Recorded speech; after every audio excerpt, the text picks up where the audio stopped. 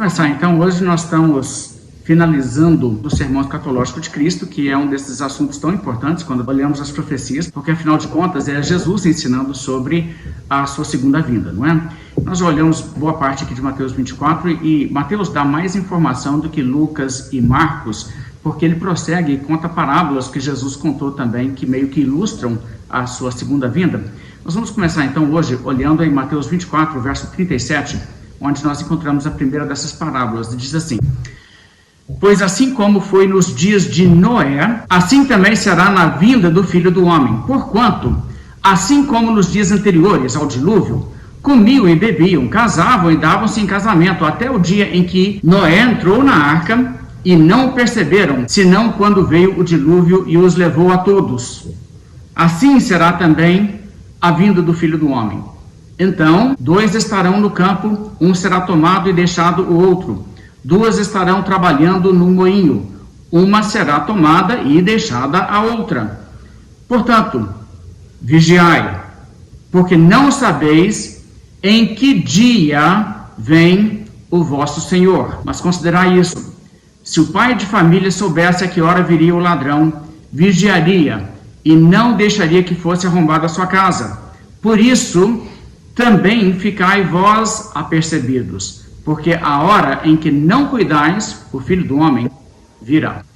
Porque essa primeira parábola aqui que Jesus conta é uma parábola que tem um recado bem claro. Você tem que estar preparado para o dia da volta de Cristo. Claramente está falando sobre a volta de Cristo, ele fala isso várias vezes. Assim será também a vinda do Filho do Homem. Ele vai voltar, e no dia que ele voltar, as pessoas têm que estar preparadas. Esse que é o recado essencial aqui.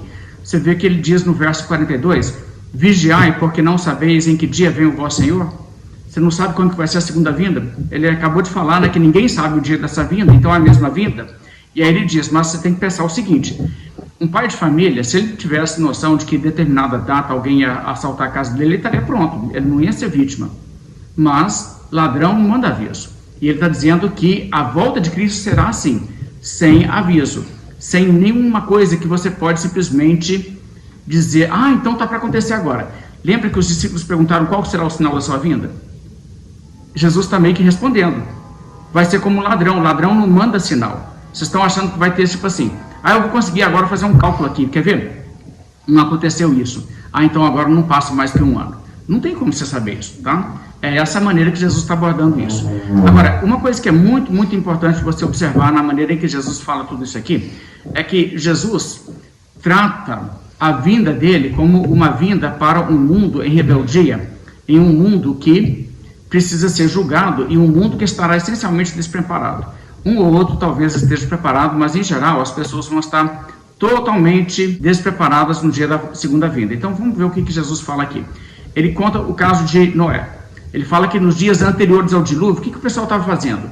Nem imaginando que cairia sobre eles iminentemente um juízo. Apesar de que Noé tinha avisado muita gente. Não sei até onde alcançou a mensagem de Noé, até quanta distância de Noé moravam outros seres humanos, a gente não sabe esse tipo de coisa, mas Noé pregou, Noé avisou, mas o pessoal não deu ouvidos. Então, a realidade é que a população do mundo naquela ocasião estava totalmente indiferente a qualquer receio de que estariam em iminente juízo. E o juízo pegou o povo de surpresa.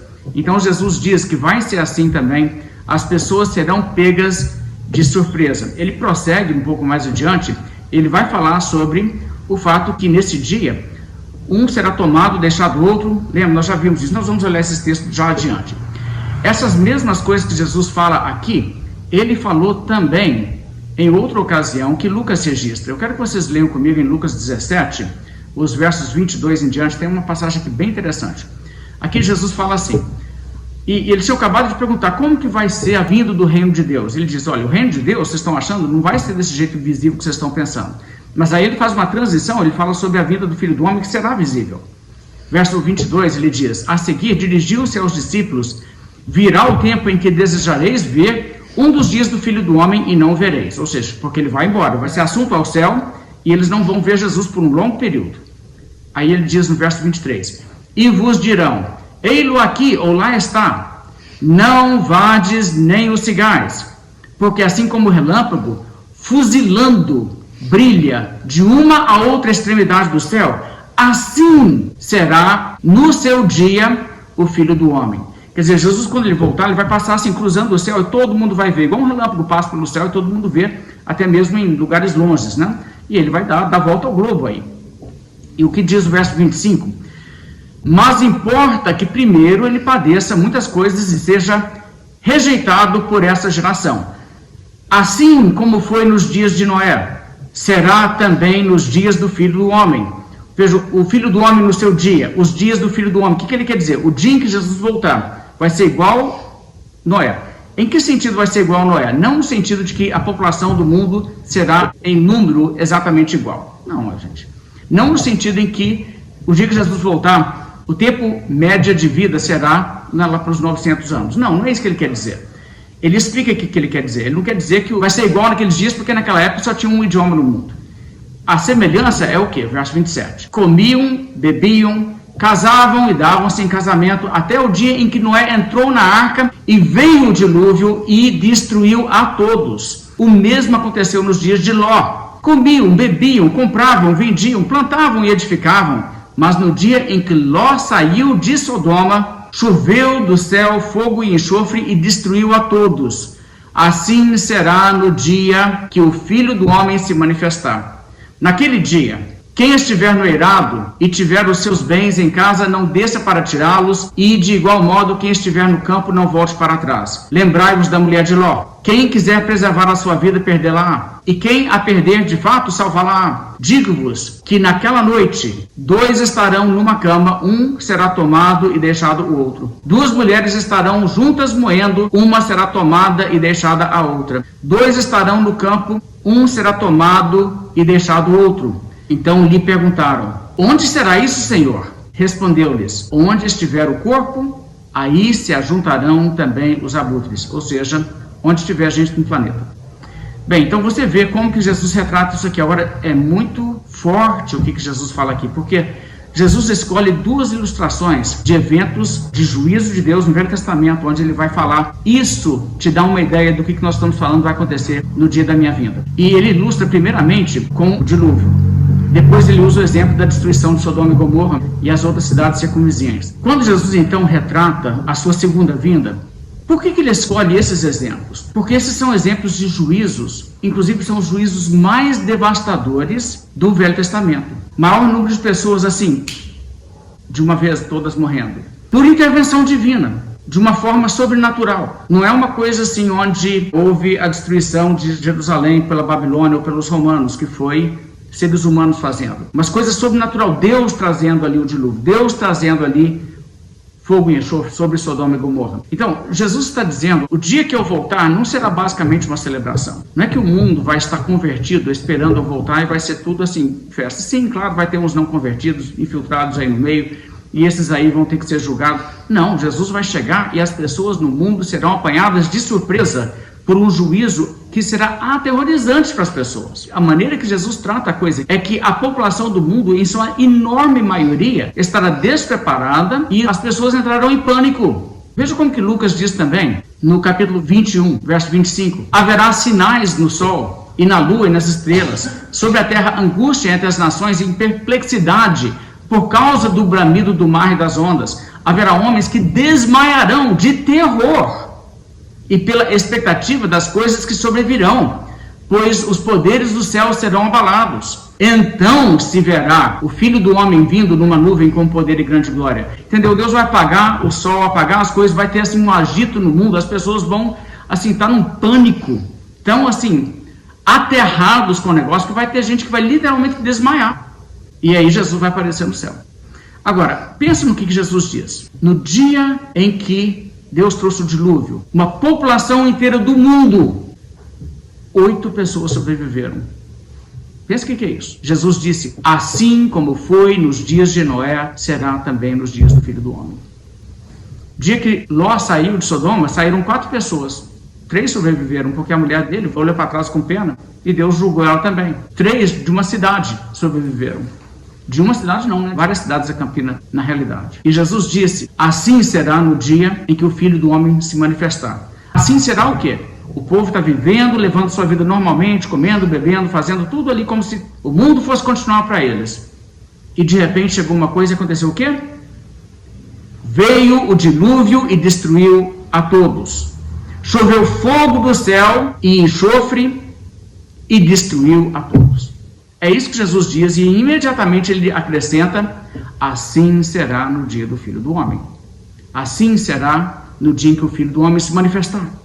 Jesus está mostrando assim, o dia do juízo, gente, vai ser um negócio extremamente assustador. E por isso você tem que ver como que isso aqui se encaixa no que Jesus está dizendo nessa parábola. Que ele diz: gente, vocês têm que estar vigiando, vocês têm que estar atentos ao fato que eu vou voltar, as pessoas têm que estar realmente preparadas, porque quem não estiver preparado vai se dar muito mal. Então, a primeira questão é essa: você tem que estar vigilante, porque você não sabe o dia e a hora, vai ser como um ladrão. Como que você está preparado? Estando convertido. Se você está convertido, você está preparado. Se você está salvo, você está pronto. Se você não está salvo, você não está pronto. A questão é essa: é estar andando com Cristo. Ok, segunda parábola que ele mostra aqui, Mateus 24, verso 45. Quem é, pois, o servo fiel e prudente, a quem o Senhor confiou os seus conservos para dar-lhes o sustento a seu tempo? Bem-aventurado aquele servo a quem o seu Senhor, quando vier, achar fazendo assim. Em verdade vos digo que lhe confiará todos os seus bens. Mas, se aquele servo, sendo mau, disser consigo mesmo: meu Senhor demora-se, e passar a espancar os seus companheiros, e a comer e a beber com ébrios, virá o Senhor daquele servo em dia em que não o espera e em hora que não sabe, e castigá-lo-á, lançando-lhe a sorte com os hipócritas. Ali haverá choro e ranger de dentes. Outra parábola. O que essa parábola está comunicando? O recado é: não comece a pensar: esse negócio está demorando, acho que não vai acontecer. E isso aqui é algo muito importante que Jesus está dizendo. O recado que Jesus está dando aqui é o seguinte: eu não sei quanto tempo vai levar, eu não sei, só o Pai sabe, ele não revelou para ninguém que na terra, você também não sabe. Como eu não sei, eu estou te adiantando que não vai acontecer antes que Jerusalém seja destruída. Mas depois disso vocês têm que estar preparados. Mas quanto tempo depois disso? Não tem como saber. De modo que é possível que se passe bom tempo e algumas pessoas começam a concluir: esse negócio vai acontecer não. Meu Senhor demora-se. A ilustração, então, é: um cara viaja, ele tem uma propriedade bem vasta, ele é um homem rico, e ele deixa um mordomo encarregado ali, ele tem muitos servos abaixo dele e tal. E ele vai embora, vai para um outro país. Então, o cara acha que ele sabe mais ou menos o prazo que levaria para esse cara voltar. O dono não volta, chega numa hora que esse cara pensa o quê? Eu acho que esse cara deve ter morrido na viagem, esse negócio vai ficar tudo para mim. Começou a agir como se fosse o dono. Começou a usufruir para si coisas que eram do dono, que não era para ele estar tocando. E ele está fazendo festa, se embriagando, chamando os amigos dele, fazendo isso. E os servos do homem está tratando mal pra caramba. Ele está batendo nas pessoas, sendo um tirano com eles, com coisa que aquilo tudo é dele. E nisso que ele está fazendo essa coisa toda assim, errada, chega de repente o dono, pega ele de surpresa, e o cara está então enrascado agora. E Jesus diz que vai ser dessa maneira. E Jesus então está indicando que não tem como você ter nem ideia de quando será a segunda vinda. E pode acontecer de ser muito, muito, muito lá na frente, muito mais do que vocês estão achando. Então, é muito claro que Jesus está dizendo: por um lado, ele diz: vocês têm que estar preparados, mas vocês têm que estar preparados mesmo. Verso 42, ele disse: vigiai, portanto, não sabeis o dia. Você tem que estar vigiando. Agora, isso aqui é uma coisa que você precisa perceber. O que Jesus fala nessas passagens não condiz com o pós-milenismo. Porque para quem foi que Jesus falou: vigiai que vocês não sabem o dia nem a hora? Pessoas vivas naquela geração.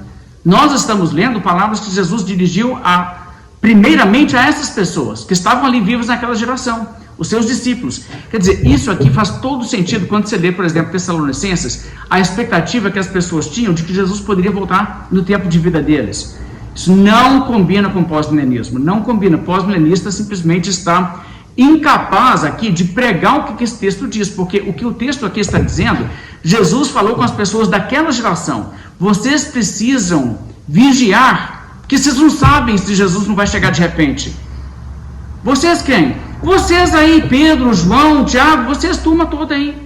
Esse pessoal tinha que vigiar. Jesus mandou eles vigiar?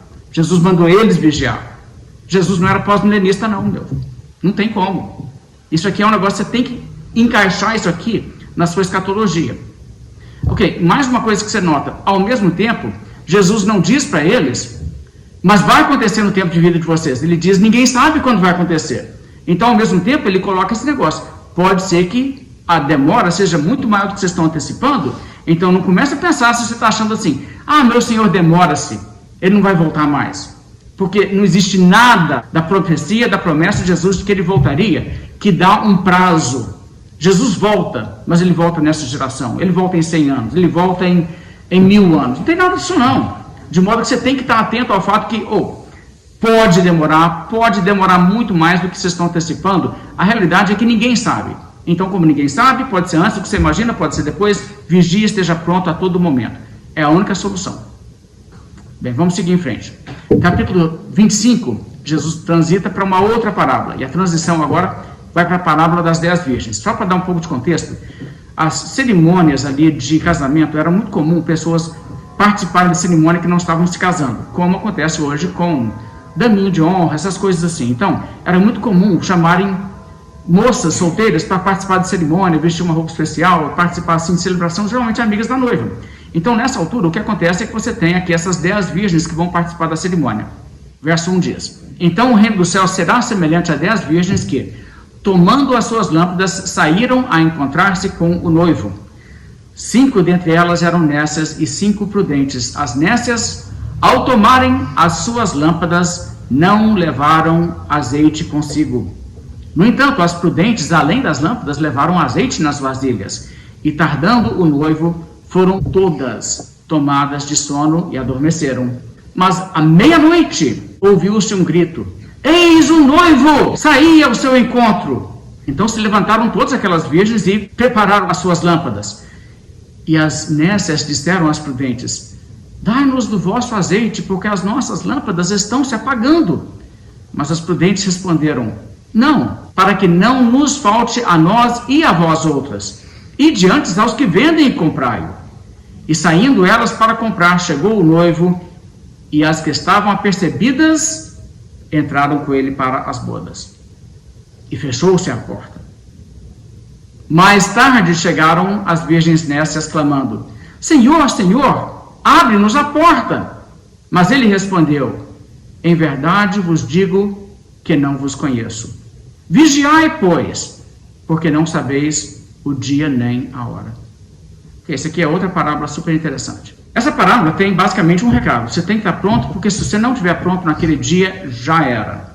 Não tem outra chance depois. Não tem outra chance. É isso que essa parábola comunica. Tem pessoas que pegam essa parábola e começam a tentar relacionar elementos da parábola com outras coisas e tentar falar assim: o que é o óleo? De repente o óleo é o Espírito Santo. Não, gente, o óleo não é o Espírito Santo. O óleo não é nada. O óleo é estar preparado. Todas elas tinham óleo, certo? Algumas tinham óleo suficiente para queimar o tempo que fosse necessário. Outras não tinham tanto óleo assim, não tinham óleo o bastante. O óleo não representa nem Espírito Santo, nem nada desse tipo. Só representa o fato que, na hora que precisava, algumas estavam prontas e outras não. Outra questão: todas adormeceram. Adormecer aqui não é errado, não representa nada de falta de vigilância. Elas estão ali no local onde será anunciado se chegar. Está demorando? Eu vou tirar um cochilo, tem alguém vigiando aí. Na hora que o noivo chegar, ele anuncia para a gente. Okay? Então, isso não mostra nenhuma displicência delas, não. A questão é simplesmente que ninguém previa que demoraria tanto assim. De modo que as nécias são aquelas que levaram mais ou menos para... até as 9 horas da noite chega, né? Vai começar a cerimônia depois das 9 horas da noite? Claro que o cara chega antes disso. Então levaram um pouquinho de óleo, dava suficiente. E meia-noite, por essas alturas, ainda estava queimando. Mas não estava queimando o suficiente para dali para frente elas ainda acompanharem-o até o local onde seria a cerimônia e entrar e a porta fechar depois que elas entrassem. Então, nessa altura, quando elas... Nosso óleo está acabando, elas pedem das outras, entendeu? Tá vendo por que não pode ser o Espírito Santo? As outras: não, a gente não tem como te dar o Espírito Santo, não. Vai e compra o Espírito Santo de quem vende. Tá vendo assim? É ridículo essa. Exatamente, só é um símbolo aqui de elas não tinham se preparado para realmente, independentemente de quando fosse que viesse, mesmo que demorasse muito mais do que o previsto, elas ainda estivessem ali prontas. O recado é esse: no dia que Jesus voltar, terá gente que estará pronta. As pessoas que não estiverem prontas, não tem depois como você salvo.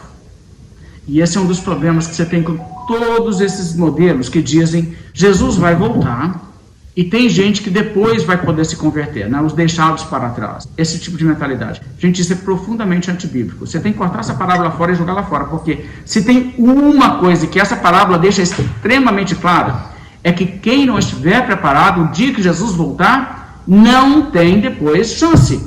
Não tem. Ninguém terá. Então, ou você, naquele dia está pronto e você entra, ou você está fora e o seu destino é ouvir Jesus falar para você, eu não te conheço. Bem, a próxima parábola, o capítulo 25, verso 14. Pois será como um homem que, ausentando-se do país, chamou os seus servos e lhes confiou os seus bens. A um deu 5 talentos, a outro 2, e a outro 1, a cada um segundo a sua própria capacidade, e então partiu. O que recebera 5 talentos saiu imediatamente a negociar com eles, e ganhou outros 5. Do mesmo modo, o que recebera 2, ganhou outros 2. Mas o que recebera 1, saindo, abriu uma cova e escondeu o dinheiro do seu senhor. Talento aqui é dinheiro, tá? Uma quantidade de dinheiro. Verso 19. Depois de muito tempo. Vocês notaram o que ele disse? Depois de muito tempo. Está vendo como que ele está deixando muitas vezes subentendido que a demora pode ser grande? Voltou o senhor daqueles servos e ajustou contas com eles. Então, aproximando-se, que recebera 5 talentos, entregou outros 5, dizendo: Senhor, confiaste-me 5 talentos, eis aqui outros 5 talentos que ganhei. Disse-lhe o Senhor: muito bem, servo bom e fiel. Foste fiel no pouco, sobre o muito te colocarei. Entra no gozo do teu Senhor. E aproximando-se também o que recebera 2 talentos, disse: Senhor, 2 talentos me confiaste? Aqui tens outros 2 que ganhei. Disse-lhe o Senhor: muito bem, servo bom e fiel. Foste fiel no pouco, sobre o muito te colocarei. Entra no gozo do teu Senhor. Chegando, por fim, que recebera 1 talento, disse: Senhor, sabendo que és homem severo, que ceifas onde não semeaste e ajuntas onde não espalhaste, receoso, escondi na terra o teu talento, aqui tens o que é teu. Respondeu-lhe, porém, o Senhor: servo mau e negligente, sabias que ceifo onde não semeei e ajunto onde não espalhei? Cumpria, portanto, que entregasses o meu dinheiro aos banqueiros, e eu, ao voltar, receberia com juro o que é meu. Tirai-lhe, pois, o talento e dai-o ao que tem 10, porque todo o que tem se lhe dará, e terá em abundância, mas ao que não tem, até o que tem lhe será tirado. E o servo inútil, lançai-o fora nas trevas, ali haverá choro e ranger de dentes. Ok, então aqui nós temos uma outra parábola que tem principalmente como lição o fato que Jesus vai voltar como juiz. Quando ele chegar, ele vai julgar as pessoas. E haverá um julgamento para os salvos. Tem 2 indivíduos salvos aqui retratados. Um que recebeu o potencial de fazer mais pelo Senhor, ele tinha mais dinheiro para administrar, o outro menos dinheiro, mas todos 2 foram igualmente fiéis, porque tiveram 100% de rendimento em cima do dinheiro que foi deixado na administração deles. Então, ótimo, esses 2 aí chegam, prestam contas e ganham um parabéns. Agora tem esse outro que não fez nada. Ele teve potencial de fazer, talvez ele achou que não ganha tanto assim, vai fazer muita diferença o que eu faço ou não faço, então, de qualquer forma, ele não fez nada. E ele é tratado assim com severidade. Agora, o que você nota aqui? Jesus está dizendo que no dia que ele chegar, ele vai julgar os salvos. Os salvos serão julgados no dia que Jesus voltar. Além disso, ele diz que os perdidos também serão julgados quando ele voltar. Porque tem um cara na parábola que representa um perdido. Então, existe essa questão. Salvos e perdidos são nesse dia julgados. Detalhe importante também de observar. Ok? Vamos então seguir em frente. Verso 31. Quando vier o Filho do Homem na sua majestade, todos os anjos com ele. Essa é uma frase importante, porque essa frase tem a ver com ocasião. O que ele descreve acontecendo aqui agora vai acontecer quando mesmo? Quando vier o Filho do Homem na sua majestade, todos os anjos com ele. Não tem dúvida de que isso aqui é. Isso aqui é a segunda vinda. Jesus vindo com os anjos, ok? Ótimo, então o que vai acontecer nessa ocasião? Então se assentará no trono da sua glória, e todas as nações serão reunidas na sua presença, e ele separará uns dos outros, como o pastor separa dos cabritos as ovelhas. Quando ele vier, no dia da segunda vinda, acontece o quê? O juízo. E ele ajunta as pessoas do mundo inteiro para prestar contas a ele, como juiz. É isso que acontece no dia da vinda de Cristo. O dia da vinda de Cristo é o dia do juízo final. É isso que significa isso aqui. Verso 33. E porá as ovelhas à sua direita e os cabritos à sua esquerda. Então dirá o rei aos que estiverem à sua direita: vinde, benditos de meu Pai, entrai na posse do reino que vos está preparado desde a fundação do mundo. Porque tive fome, e me destes de comer. Tive sede, e me destes de beber. Era forasteiro, e me hospedastes. Estava nu, e me vestistes. Enfermo, e me visitastes. Preso, e fostes ver-me. Então perguntarão os justos: Senhor, quando foi que te vimos com fome, e te demos de comer? Ou com sede, e te demos de beber? E quando foi que te vimos forasteiro, e te hospedamos? Ou nu, e te vestimos? E quando te vimos enfermo ou preso, e te fomos visitar?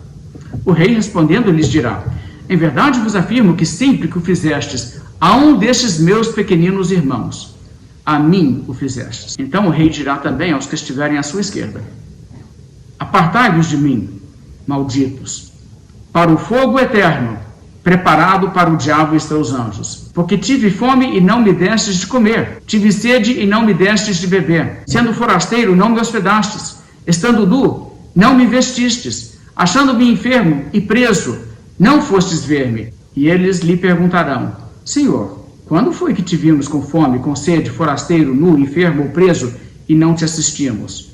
Então lhes responderá: Em verdade vos digo, que sempre que o deixastes de fazer a um destes mais pequeninos, a mim o deixastes de fazer. E irão estes para o castigo eterno, porém os justos para a vida eterna. Ok, tem algumas coisas bem importantes de se notar nesse cenário aqui, nessa ilustração do dia do juízo. Primeira coisa que eu gostaria que vocês notassem é que, quando Jesus fala para essas pessoas, primeira coisa que acontece no juízo é o quê? É uma separação das pessoas em dois grupos. Jesus não chega e fala assim: entre numa fila por ordem cronológica de nascimento e vão se apresentar a mim e eu vou decidir, olhando a sua vida, de que lado você fica. Vocês notaram que não é isso? O que ele faz, na verdade, é o contrário. Ele diz, primeiro separa os dois grupos, tem os salvos aqui e os perdidos aqui. E aí ele começa a lidar primeiro com os salvos, lida com eles. E o que ele cita dos salvos? Só coisas boas que eles fizeram. Ele não cita uma coisa errada que eles fizeram. Ele só fala: Vinde benditos do meu Pai, entrar na posse do reino que está preparado para vocês desde a criação. Porque vocês fizeram isso a mim, só fala coisas boas que eles fizeram. Nenhuma falha deles ele cita. Por quê? Eles não fizeram nenhum erro na vida, não? Quem é salvo é alguém que nunca pecou? Não, é porque eles são perdoados. Gente, isso aqui é uma coisa absolutamente tocante. Toda vez que a Bíblia fala do juízo dos salvos, a Bíblia fala do juízo dos salvos como uma situação que não traz terror. Sabe essas igrejas que ficam por aí dizendo assim: olha, no dia do juízo, Deus vai colocar um telão. Não, no dia final do telão vai ficar aparecendo. Mas você sabe que tem igreja que fala isso. Porque o pessoal cria um terror nas pessoas, tipo assim: não, Jesus perdoa, mas você vai passar uma vergonha que vai colocar lá. Olha lá, olha o crente lá. Olha lá como que ele falou um negócio tão feio. Nossa, que vergonha. Nossa, fica com vergonha, fica vermelho mesmo. Não, quer dizer, gente, não é isso que Deus vai fazer. A verdade é que as pessoas salvas são aqui tratadas como preciosas, queridas de Deus, e não são ali expostas. Elas são tratadas como que... É como se Deus tivesse assim, deletado tudo do registro que existe de erro deles. Cadê os pecados deles? Lançados no mar do esquecimento. Nenhum é citado. E Jesus chega ali e ele só fala das coisas boas. E ele vai atribuindo a eles recompensas, conforme tudo que eles fizeram, que é louvável aos olhos de Deus. Agora, quem vai levantar acusação contra os eleitos de Deus? Ninguém. É Deus que justifica. E os justos estão ali, surpresos com o tratamento que eles recebem. E pelo fato de que as coisas que eles fizeram certas, Jesus tomou aquilo como tratamento pessoal a ele. Eles aqui tomaram as dores dos salvos que são perseguidos no mundo, quando o crente era preso, quando o crente era sujeito à fome, à nudez, essas coisas.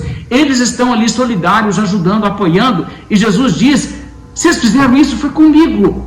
É o que ele disse a Saulo de Tarso: porque me persegues, lembra? Então, perseguiu o povo de Deus, perseguiu Jesus. Ficou do lado do povo de Deus, apoiou o povo de Deus, apoiou Jesus. Eu coloquei hoje no Instagram um videozinho, se vocês não viram, depois assista, sobre crentes lá no São Francisco, como que eles foram tratados lá, o pessoal lá da comunidade LGBTQI e tudo mais, como que eles foram lá e levaram eles na justiça, e como não conseguiram ganhar deles na justiça, começaram a aterrorizar, tentaram matar o pessoal, tentaram matar eles queimando eles vivos dentro da casa deles. E essa situação toda é o tipo de coisa, gente, existe uma guerra no mundo onde ou você diz, eu estou com Cristo e estou com o povo de Cristo, e eu sofro opressão com o povo de Deus, ao invés de usufruir prazeres transitórios do pecado. Como Moisés fez, não foi isso que Moisés fez lá no Egito? Ele tomou o lado do povo de Israel. Ou você faz isso e você vai se encontrar nesse grupo, ou você fica do outro lado. E do outro lado, aí o negócio é feio.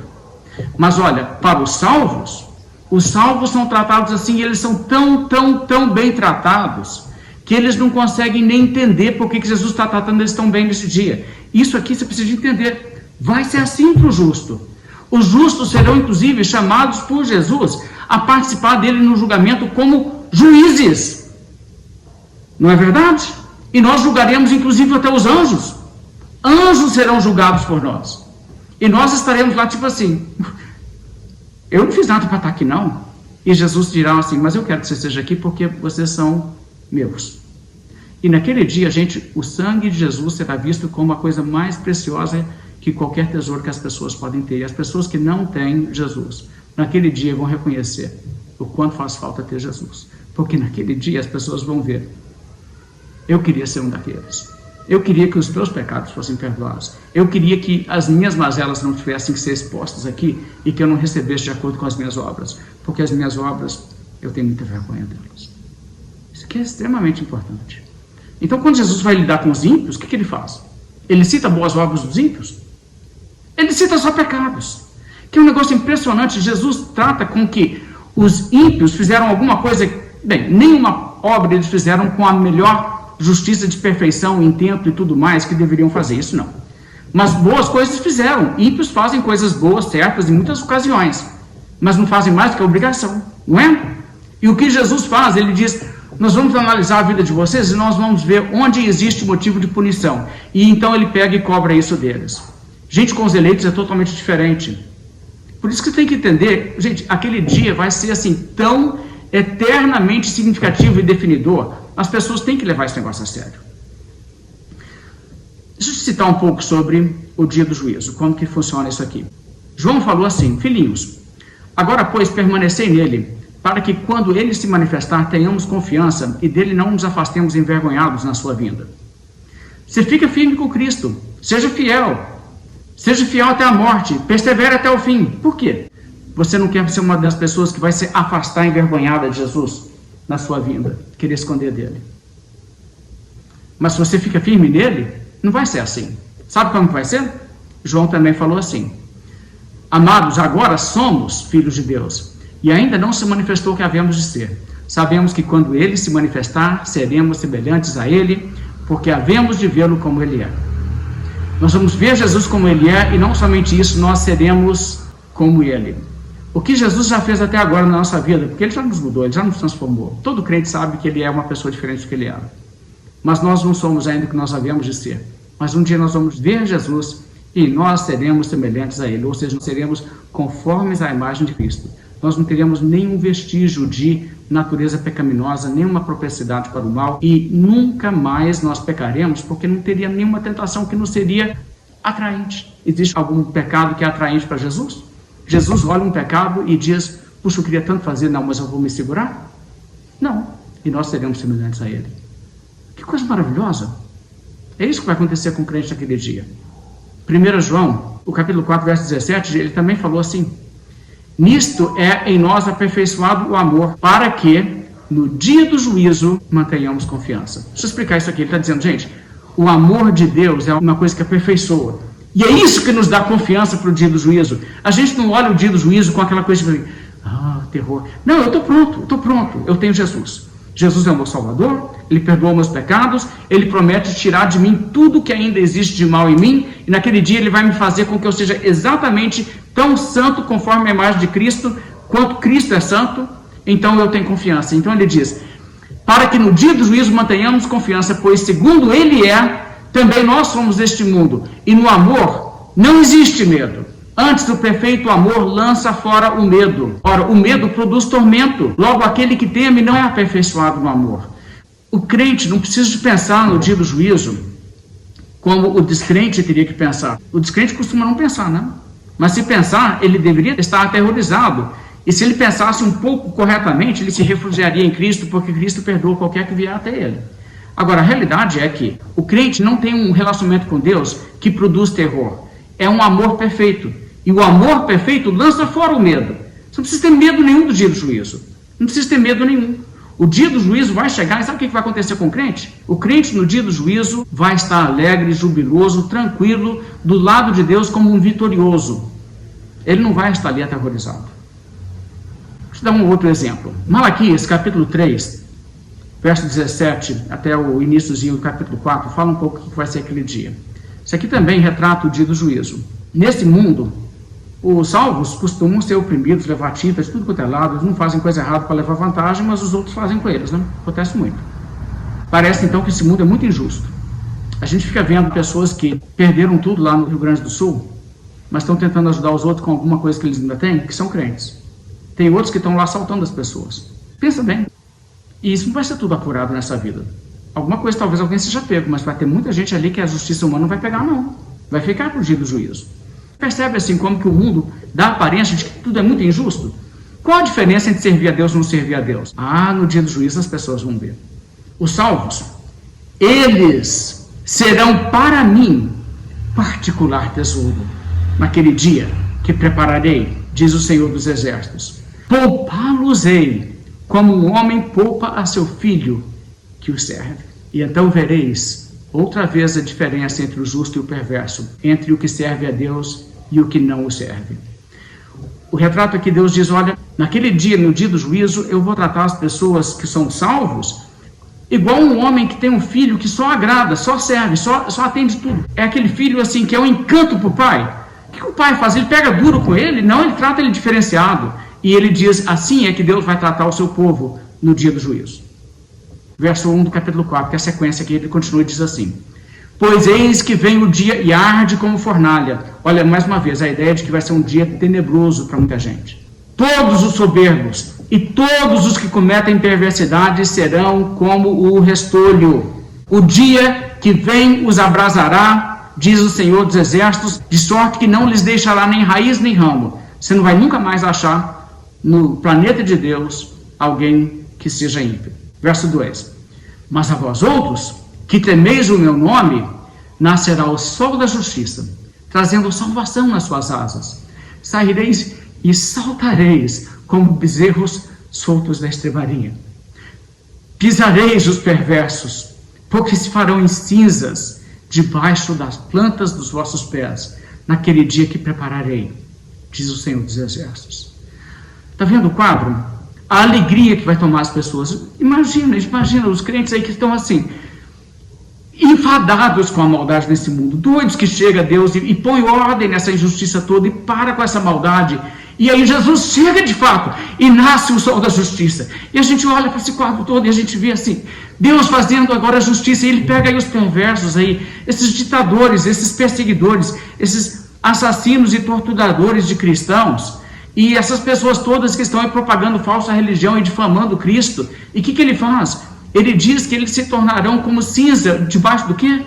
Debaixo dos nossos pés. Está vendo como que nós vamos participar com ele do juízo? E nós também participaremos da acusação e da sentença dessas pessoas. Quer dizer, aqui que o santo triunfa. É aqui que nós despedaçaremos as nações, juntamente com Cristo, que vai reger com vara de ferro naquele dia. Isso aqui é o cumprimento de tudo isso. O crente precisa ter medo disso aqui, não. O crente precisa ter medo nenhum. O crente devia estar ansioso por isso. Porque, poxa, o mal que já correu no mundo, tem que acabar esse mal todo. Um dia Jesus vai fazer isso. E vai se cumprir aquilo que a Bíblia diz: bem-aventurados que têm fome e sede de justiça, porque serão fartos. Agora, bem, o que você vê novamente nessa parábola? Julgamento acontece no dia da volta de Cristo. Julgamento de quem? De justos e de injustos. Os salvos nesse dia, o que acontece com eles? Eles entram na posse do reino que está preparado para eles desde a fundação do mundo. E os ímpios? Eles vão para o fogo eterno. Eles vão para o inferno nesse dia. Isso é muito claro. Isso dá certo com premilenismo? Não dá. Nem com premilenismo e muito menos com premilenismo pré-tribulacionista. Agora, eu fiz um gráficozinho aqui, só para ilustrar uma coisa. Eu quero que você observe como que a leitura dos dispensacionalistas de uma passagem como essa é totalmente artificial, não tem nada que flui do texto, não é? O texto informa a nossa crença. É a nossa crença informa como ler o texto. Porque aqui está falando de um evento, um grande dia. O dia de que ninguém sabe o dia nem a hora e explica tudo que vai acontecer naquele dia. Naquele dia vai acontecer o quê? Naquele dia um será tomado e deixado o outro. Naquele dia será como um ladrão que chega de repente e as pessoas estarão despreparadas. Naquele dia, quem não estiver preparado vai depois em vão querer bater na porta porque ninguém vai abrir para eles. É isso que vai acontecer naquele dia. Então, olha só, tudo isso que nós estamos vendo aqui é de extrema importância porque nós temos então a seguinte realidade. Se a Bíblia trata dessa forma a coisa, tudo isso aqui acontece num dia só. O que faz um premilenista pré-tribulacionista, ou seja, um dispensacionalista? Ele lê esse negócio aqui e ele pica esse negócio todo. Ele tem aqui as gavetas dele de quando acontecem as coisas. Aí ele está lendo aqui e ele recorta isso aqui. Isso aqui é o dia do arrebatamento. Isso aqui é o dia da segunda vinda, onde Jesus chega para julgar as nações. Esse aqui é o final do milênio. Ele tem que fazer isso com o negócio e fica um negócio assim todo desconexo. Olha aqui o texto comigo. Vocês estão vendo onde está o texto? Começa Mateus 24, 37 em cor preta. E aí vira verde no meio do texto. Depois vocês podem ler isso aqui tudo. Eu quero só chamar a atenção. O que está de verde é o que, conforme o sistema dispensacionalista, teria que acontecer no arrebatamento, 7 anos antes da segunda vinda. O que está de azul é o que acontece na segunda vinda, no final da tribulação. E o que está de vermelho é o que acontece no juízo final, conforme o sistema dispensacionalista. E olha como que esse negócio está tudo desengonçado. Agora eu vou ler só as coisas de cor, tá? Assim será também a vinda do Filho do Homem. Então 2 estarão no campo, um será tomado e deixado o outro. 2 estarão trabalhando no moinho, uma será tomada e deixada a outra. Portanto, vigiai, porque não sabeis em que dia vem o vosso Senhor. Isso aqui tem a ver com, conforme eles, o arrebatamento. É o arrebatamento, mas o arrebatamento acontece no dia da segunda vinda e não antes. Verso 44, lá no meio, diz: ficai também vós apercebidos, porque a hora que não cuidais, o Filho do Homem virá. Então isso aqui também é o quê? Isso também é arrebatamento. O negócio que você tem que vigiar, que você não sabe o dia nem a hora. Isso aqui não é a segunda vinda não, porque vai arrebatar a igreja, não vai? Depois que arrebatou a igreja, é só você pegar qualquer desses livros que está por aí, ou desses filmes, e descobrir que é 7 anos. Aí você pode marcar no calendário, cara. Esse dia da segunda vinda não é um que vem como ladrão, sem aviso, ninguém sabe o dia nem a hora. O pessoal vai poder marcar. Então não é. Continuando, verso 46. Bem-aventurado aquele servo que o seu Senhor, quando vier, achar fazendo assim. Em verdade, vos digo que lhe confiará todos os seus bens. Isso acontece no arrebatamento.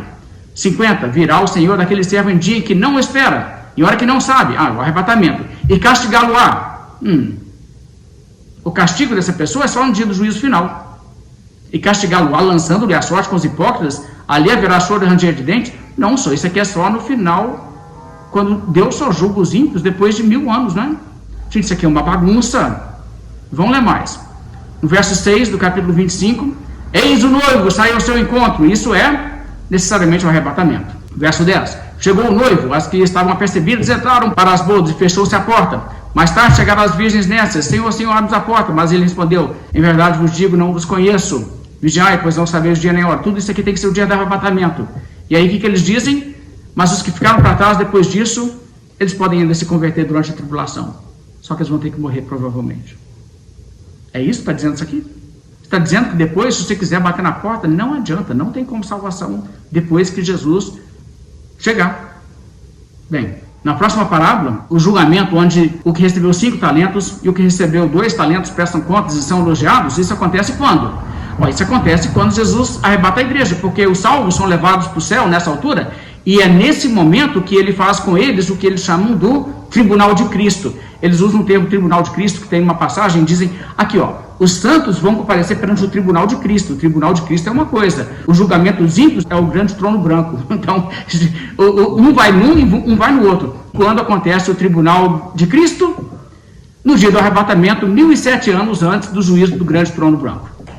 Então, os versos de verde, depois de muito tempo voltou o Senhor daqueles servos, ajustou contas com eles, é o tribunal de Cristo no dia do arrebatamento. O verso 24, chegando por fim, o que receberá um talento, você deve entender que esse por fim, não é por fim no mesmo dia, é por fim no fim do milênio. Depois de 1007 anos é que chega esse cara, demorou, mas chegou lá. Não, gente, não tem como. Todo mundo aqui é julgado no mesmo dia em que chega o dono e pede contas. Todo mundo é julgado no mesmo dia. Gente, isso é palhaçada com a Bíblia. Seguindo em frente, verso 31. Quando vier o Filho do Homem na sua majestade e todos os anjos com ele. Isso é quando?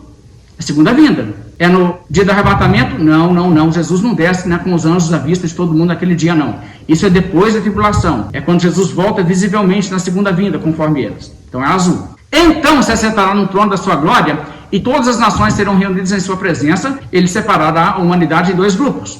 Isso acontece quando? Não, isso acontece no trono branco, no juízo final, que é depois do milênio.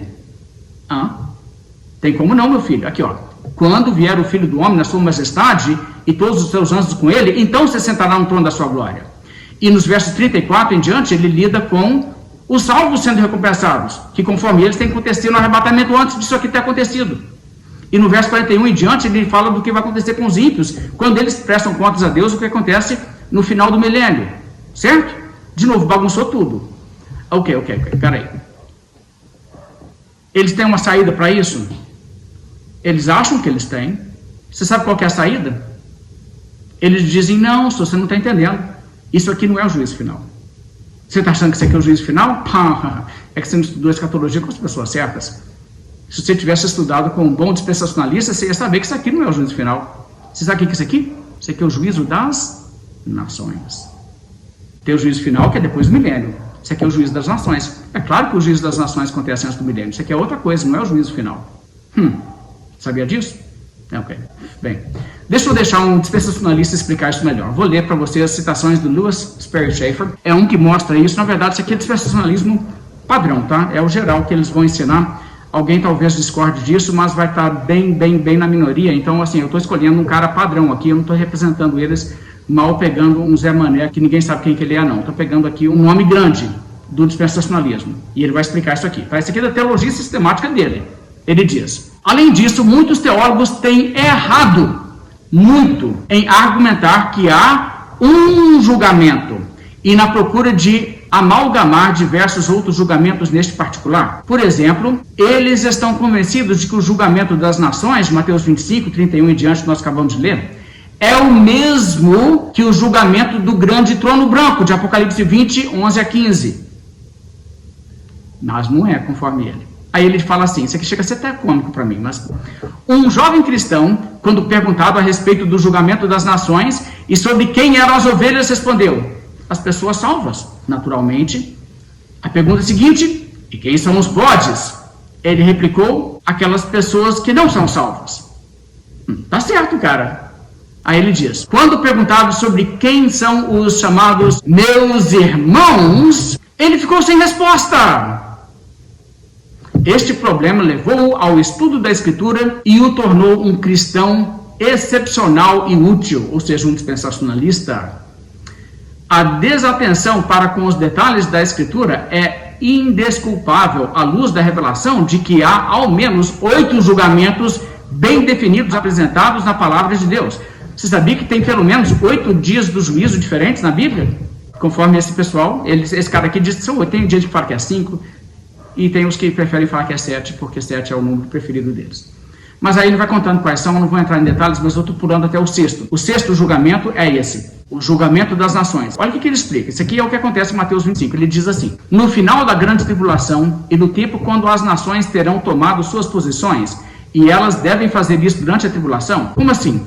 Elas vão se posicionar durante a tribulação, porque na tribulação Israel vai ser o programa principal de Deus e vai ter guerra contra Israel, e todas as nações vão ter que ficar de um lado ou do outro. Então, por exemplo, o Brasil vai estar aqui E Brasil ou fica do lado de Israel, o que o Brasil fará se tivesse um presidente diferente do que o Lula, mas se tivesse o Lula no quadro desses, aí o Israel ficaria do lado errado, com certeza, né? Mas tá. Então, ou do lado contra Israel. Aí ele fala assim, do lado de Israel ou contra ele. Se posicionar dessa maneira. A questão semítica será o problema daqueles dias. Todas as nações, então vivas e imediatamente envolvidas em sua relação com Israel serão julgadas. Esse julgamento levará em conta cada nação sobre a terra naquele tempo. Alguns povos serão lançados no lago de fogo, para o qual eles foram destinados por causa de suas ações, enquanto outros entrarão no reino com Israel. Estes últimos são as nações ovelhas. E os primeiros, aqueles colocados à esquerda, são as nações bodes. Sabia disso? Não são indivíduos aqui não, são nações. Então ele explica mais. A questão é a espécie de tratamento concedido a Israel durante o período da tribulação. A profecia indicou que certas nações gentílicas compartilharão do reino vindouro com Israel. Essas nações servirão a Israel. As nações gentílicas são declaradas presentes na terra quando a nova cidade descer do céu da parte de Deus. A coisa espantosa é que, quando o Messias diz às nações ovelhas de sua fidelidade a ele através do tratamento amável para com Israel, eles não reconhecem que fizeram essas coisas. Igualmente, quando as nações bodes são informadas a respeito da sua falha para com Cristo, através do tratamento descortês para com Israel, eles também estarão inconscientes de terem feito qualquer coisa errada e devem, como as nações ovelhas, perguntar: quando foi, Senhor? A questão pode, portanto, ser levantada. Há no mundo uma questão tão grande que determina o destino das nações? Todavia as nações não sabem disso? Sim, há. E esta questão deve ser Israel, o povo eleito, a nação santa. Na verdade, as nações da terra não podem entender como Deus tem um povo eleito em Israel, uma raça escolhida. Mas a frase, eu vos escolhi dentre todas as nações da terra para a minha glória, não é dita de nenhum outro povo, nem pode ser facilmente entendida pelas nações da terra. No começo da história deles, como povo, Deus deu a Abraão uma advertência em que ele disse: e abençoarei aqueles que te abençoarem e amaldiçoarei os que te amaldiçoarem. Não é acidental que a palavra amaldiçoar apareça em ambas as passagens de Gênesis e Mateus 25. No tempo em que Deus prediz o período da vida de Israel entre as nações, ele disse: abençoarei os que te abençoarem. Enquanto que no final desse período, ele, na pessoa de seu filho, também disse: vinde benditos de meu Pai. Igualmente, no princípio, eu amaldiçoarei os que te amaldiçoarem. Enquanto que no fim deve ser dito: apartai-vos de mim, malditos, para o fogo eterno, preparado para o diabo e seus anjos. E todo esse julgamento vem por causa dos irmãos, entre aspas, de Cristo, ou seja, Israel. Caramba, isso aqui é uma pessoa que não entendeu quase nada, não. Os irmãos, quando vocês fizeram isso ou fizeram aquilo aos meus pequeninos irmãos, ele está falando dos judeus no mundo. A igreja vai ser tirada. Aí depois disso as nações vão se posicionar, porque o anticristo vai liderar uma guerra contra Israel. E aí você está aqui no Brasil. Ok, então vai acontecer o seguinte: se o Brasil ficar do lado de Israel, ótimo, você vai ser parte de uma nação ovelha. Mas se o Brasil ficar do lado do anticristo contra Israel, aí sua nação vai ser uma nação bode. Aí quando Jesus voltar, o que ele vai fazer? Ele vai reunir todas as nações perante ele. E vai colocar as nações assim. Aí vai ser assim: Argentina, Uruguai, Brasil, Japão, Nova Zelândia, entendeu? Tal.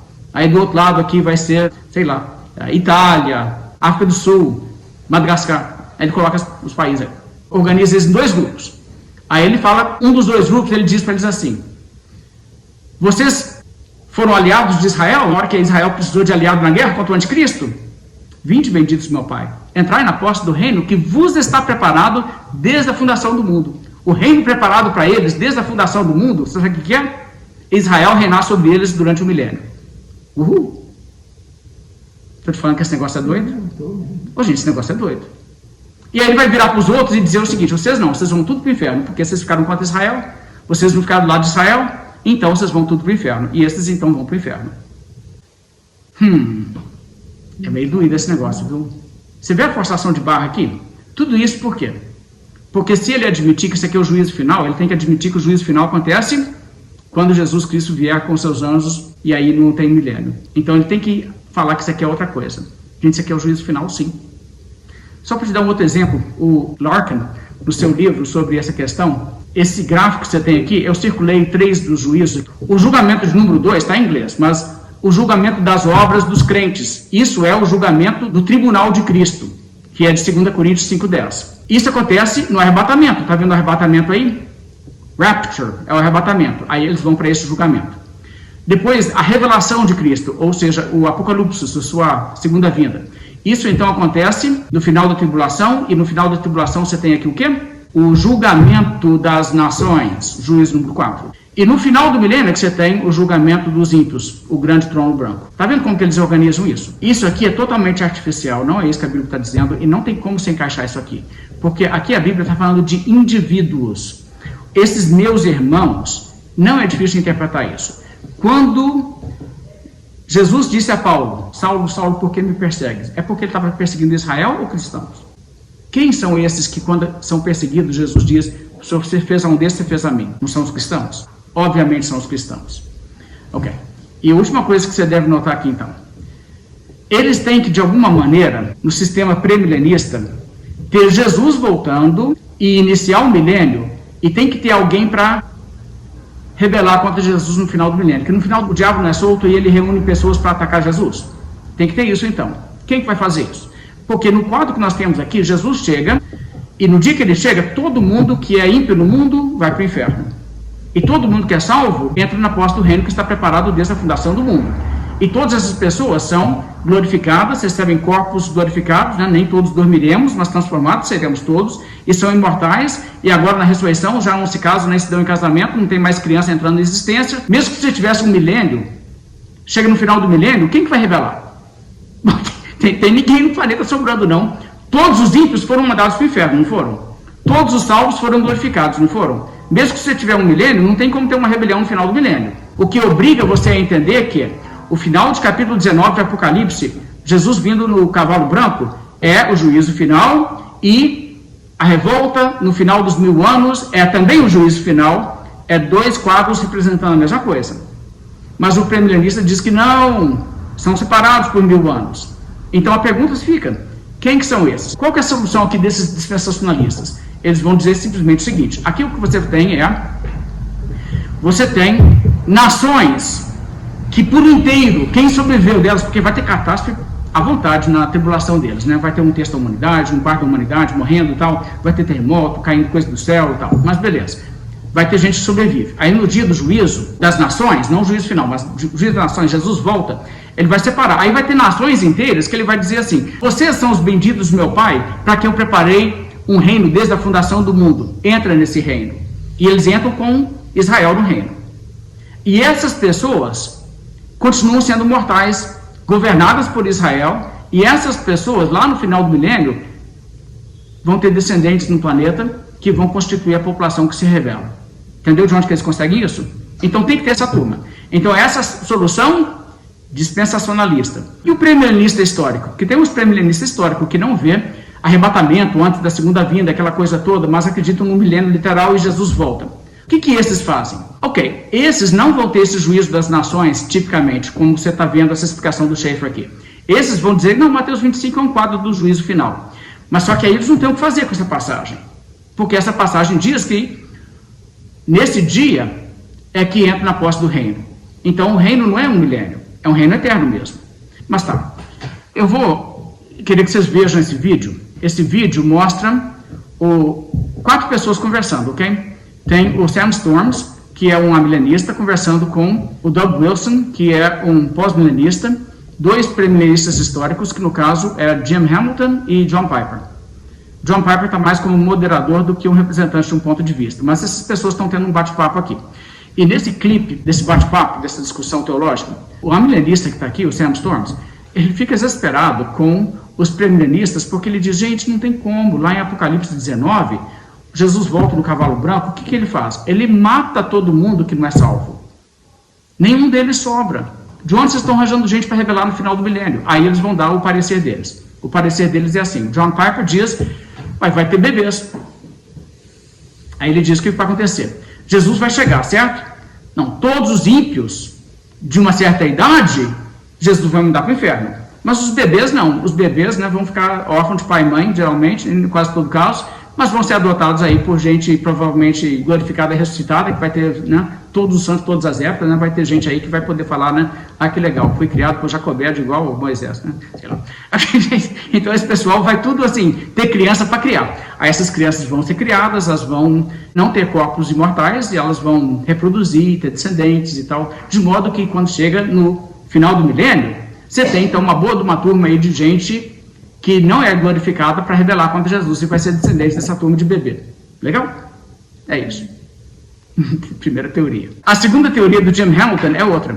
Ele diz que não, Jesus vai chegar, ele vai matar a gente mesmo, mas só as pessoas que estiverem em uma posição organizada de batalha contra ele. Ou seja, muito, muito, muito incrédulo. No dia da volta de Cristo, conforme o Jim Hamilton, vai sobreviver à volta de Cristo e entrar no milênio, participar do milênio. Adultos. E a minha pergunta é, mas então agora eles vão estar lá, aí eles podem converter? Claro que vão poder converter. E o que você faz então com a parábola das 10 virgens, gente? Esse negócio todo é uma bagunçada, tá? Veja como que é esse vídeo aí. I read Revelation 19, and the birds of the heavens are said, "Come gather for the great supper of God." This is 19 verse 18. To eat the flesh of kings, flesh of captains, flesh of mighty men, flesh of horses and their riders, and the flesh of all men, both free and slave, both small and great. And then it says the beast and the false prophet are killed. Verse 21, and the rest were slain by the sword that came from the mouth of him who was sitting on the horse, Jesus at his second coming. So I'm saying, if you can extract out of that kind of rather extensive, exhaustive slaughter of all unbelievers at the second coming of Christ, this remnant who survived to enter into the millennium, because you got to have them to propagate, to constitute the nations, and so on. I have nothing more to say. I don't know what I could say to that. I don't know how you have Satan deceiving nations that all just got slaughtered. They don't exist. They're killed by the second coming of Christ. And you can't conceive of any way unbelievers could. You read Revelation 19. If you can conceive of it, you convince me, and then I'll repent. What about babies? We can just say the rest of those who were present at that moment, the rest who were there when this happened. On the globe, on the earth, who were... That's the way you're reading it. But well, yeah, that's the way I'm reading it. So I just say, if you can read it differently and in good conscience say that there are therefore nations left over of unbelievers in natural, unglorified bodies that enter this purported millennial kingdom, then I just say, God bless you. Ok, gente, esse tipo de explicação aí não dá, sabe? Isso não funciona, porque Apocalipse 19 diz sim que todo mundo que não está preparado para a volta de Cristo é eliminado do planeta. Mas não só lá. Mateus 25 diz a mesma coisa. Quando Jesus chegar, todo mundo que não está do lado certo vai para o fogo eterno. Diz a mesma coisa em 2 Tessalonicenses capítulo 1. Diz a mesma coisa em 2 Pedro capítulo 3. Todas essas passagens dizem que Jesus volta como um ladrão, ele vai chegar de repente e quem não estiver preparado vai para o inferno e não vai ter mais como. Então não sobra ninguém para essa rebeldia no final do milênio. Agora, deixa eu dizer uma coisa. Antes do dispensacionalismo, lá atrás, você tinha uma espécie de premilenismo que era muito ingênuo. As pessoas tratavam Mateus 25, 31 em diante como um quadro do juízo geral. Só eles não estavam ligando o fato que, aqui Jesus fala que isso acontece o dia que ele volta com seus anjos. Mas então não cabe um milênio aqui, entendeu? Era um premilenismo muito ingênuo. Por isso que, quando rebateram esse tipo de coisa, entre as conversas que eles tiveram, o premilenismo sumiu. O que acontece hoje já é um premilenismo mais sofisticado, que achou argumentos, mas os argumentos que eles criaram são argumentos extremamente arrojados e fantasiosos. Como esse argumento aqui, de que não, isso aqui é o dia da volta de Cristo mesmo, mas não é o juízo final, é o juízo das nações. Gente, isso aí é um marabalismo muito mais bem situado num circo do que numa igreja, viu? Você vai ensinar isso aí para as pessoas? Isso aqui não é o juízo final, não? Faça isso com a Bíblia, não, gente. Se você seguir o ensinamento de Jesus aqui, você vai perceber duas coisas. Jesus alertou as pessoas daquela geração que eles já deveriam estar prontos para a volta dele no tempo de vida deles. Ou seja, Jesus não era pós-milenista. E Jesus diz que no dia da sua vinda ele vai julgar todos, justos e injustos, Os justos entrarão imediatamente, então, na posse do reino eterno que foi preparado por seu Pai para essas pessoas. Eles não vão entrar num reino de 1000 anos, eles vão entrar num reino eterno. E além disso, os ímpios irão todos para o fogo eterno. Então não tem milênio. Jesus não era nem pós-milenista e nem pré-milenista. Jesus ensinou a milenismo. Se você for pregar isso aqui, pregar o que está aqui, você vai ter que pregar milenismo também.